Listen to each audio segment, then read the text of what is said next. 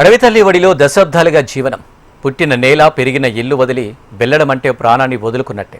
కానీ కాలానుగుణంగా వస్తున్న మార్పులు కంటే ముందు కదలాడుతున్న పిల్లల ఉజ్వల భవిష్యత్తు కోసం ఆ గిరిజన ప్రజలు ఓ కఠిన నిర్ణయం తీసుకున్నారు.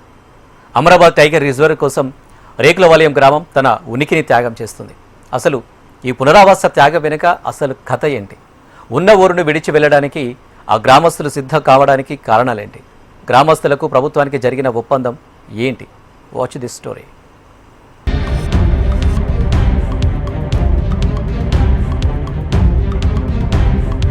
దశాబ్దాలుగా అడవిలో జీవనం. ఆధునిక ప్రపంచానికి ఈ గ్రామం ఇప్పటికీ దూరం. నల్గొండ జిల్లా చందంపేట మండలం కంబాలపల్లి పరిధిలోని రేకుల వలయం గ్రామం ఇప్పుడు చరిత్ర పుటలో నిలవబోతుందంటే ఆశ్చర్యం లేదు. 80 కుటుంబాలు, 300 మంది జనాభా ఉన్న ఈ కుగ్రామం అమరాబాద్ టైగర్ రిజర్వ్ విస్తరణలో భాగంగా విలీనం కానుంది. ఇది కేవలం భూముల బదిలీ కాదు, తరతరాలుగా అడవి తల్లితో ఉన్న అనుబంధాన్ని శాశ్వతంగా తెంచుకునేందుకు సిద్ధపడుతోంది. అటవీశాఖ ప్రతిపాదించిన పునరావాస ప్యాకేజీ ఇప్పుడు గ్రామస్తుల్లో ఆశలు రేపుతోంది. రేషన్ కార్డు ఉన్న ప్రతి కుటుంబానికి 5 ఎకరాల భూమి, 18 ఏళ్లు నిండిన ప్రతి వ్యక్తికి 15 లక్షల రూపాయల ఆర్థిక సాయం అందిస్తామని ప్రకటించింది. దీనికి తోడు వారికున్న పట్టా భూములకు పరిహారం, ఇళ్లకు తగిన విలువ చెల్లించేలా ఒప్పందం కుదిరింది. అడవిని సంరక్షించడంతో పాటు తమ జీవన ప్రమాణాలు కూడా పెరుగుతాయన్న ఆశ గ్రామస్తుల్లో చిగురించింది. 15 లక్షల చొప్పున ఇస్తామన్నారు. ఒకసారి మళ్ళీ గ్రామంలో ఉండాలనుకున్న వాళ్ళకి 5 ఎకరాల చొప్పున ఇస్తున్నారు.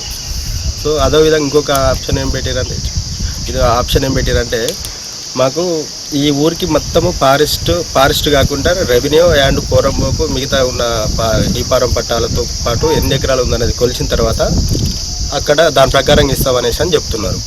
దానికి కొంతమందికి ఇక్కడ ఇబ్బంది పడుతుంది. ఎందుకంటే మాకు సరైన మళ్ళీ ఇక్కడ ఉన్న 10 ఎకరాలు 5 ఎకరాలు ఉన్న వాళ్ళకు మళ్ళీ సరిగ్గా ల్యాండ్ రాదేమో అని, మళ్ళీ ఆ ఊరు ఎట్లా ఉంటుందో అని కొంచెం బాధ కూడా పడుతున్నారు ఊళ్ళో ఉన్న.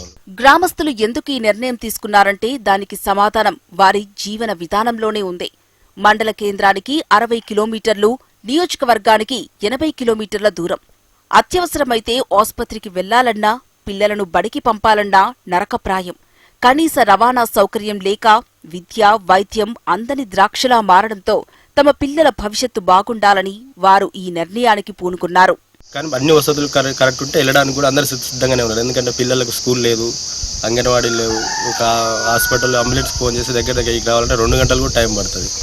మళ్ళీ ఒకసారి అంబులెన్స్ ఫోన్ చేసి ఆర్ఎక్స్ కరెక్ట్ రెస్పాన్స్ ఇద్దామన్నా కూడా మా దగ్గర కూడా సిగ్నల్స్ లేవు.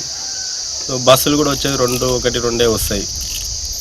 ఇలాంటి ఇబ్బంది ఎదుర్కొంటారు. అయితే గ్రామస్తులు వెళ్లేందుకు సిద్ధంగా ఉన్నారు. కానీ ప్రభుత్వం ప్రతి రేషన్ కార్డు కలిగిన వ్యక్తులకు 5 ఎకరాల భూమిని మాత్రమే ఇస్తామంటుంది. అంత భూమి సరిపోదని, సగం భూమి కోల్పోతున్నామని ఆవేదన వ్యక్తం చేస్తున్నారు. కుటుంబంలో ఎక్కువ మంది ఉన్నామని ఖచ్చితంగా 5 ఎకరాల కంటే ఎక్కువ భూమిని ఇవ్వాలని వారు కోరుతున్నారు. అయితే ఏంటంటే ఇక్కడ ఉన్న భూముల వరకు ఇస్తూ ఉంటారు, కానీ ఎవరు సరిపోరు. మంచికి 5 ఎకరాలు ఇస్తే లేవాలనుకుంటున్నాం సార్, అది సరిపోవట్లేదు. సగం ఊరికి సగం భూమి పోతుంది. సగం భూమి ఏడ పంచుకుంటారు సార్ ఇంతమంది. నాకు ప్రభుత్వం నుంచి 5 ఎకరాల భూమి, ఇల్లు, 18 ఏళ్ళు నిన్న వాళ్ళకి ప్యాకేజ్.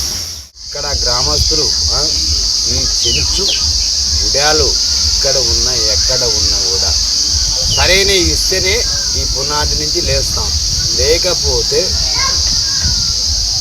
చాలా కష్టం. మా జాగాలో మేమే ఉంటాం, మా బతుకులు మేమే బతుకుతాం.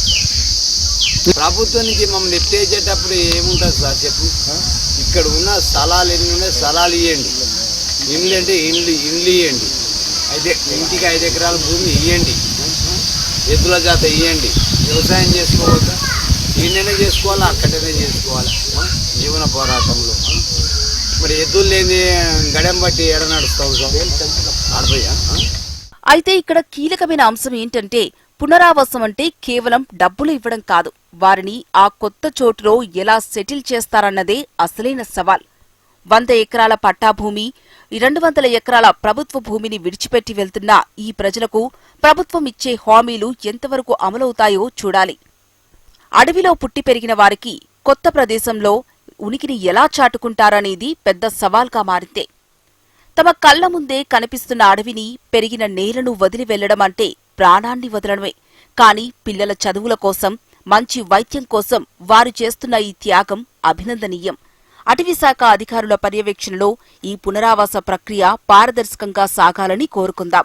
అడవికి మానవాళికి మధ్య జరిగిన ఈ ఒప్పందం రేకుల వలయం ప్రజల జీవితాల్లో కొత్త వెలుగులు నింపాలని ఆశిద్దాం.